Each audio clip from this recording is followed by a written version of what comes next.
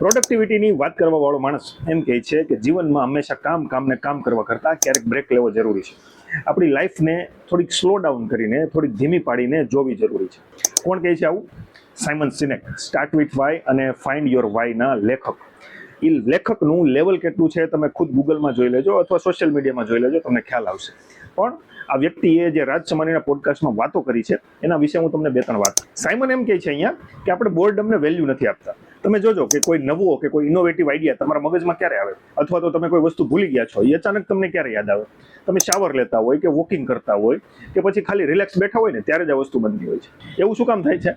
કારણ કે ત્યારે આપણે બીજું કશું જ વિચારતા નથી હોતા અને આપણા મગજમાં જે ગેપ પડે છે એના લીધે એમાંથી કંઈક નવું સર્જન થાય છે, અથવા તો આપણું સબકોન્શિયસ માઇન્ડ એ એક્ટિવેટ થાય છે, જેના ઉપર આખું મેડિટેશનનું સાયન્સ ઊભું છે, નિર્વિચાર સ્ટેટ ઓફ માઇન્ડ. એક બીજી શોકિંગ વાત સાયમન અહીંયા કરે છે કે માણસો કંઈ કર્યા વગર બેસી જ નથી શકતા. એક સર્વેની વાત કરે છે, એમાં 67% લોકોએ એકલા રહેવા કરતાં કંઈ કર્યા વગર બેસવા કરતાં ઇલેક્ટ્રિક શોક લેવાનું વધારે પ્રિફર કર્યું.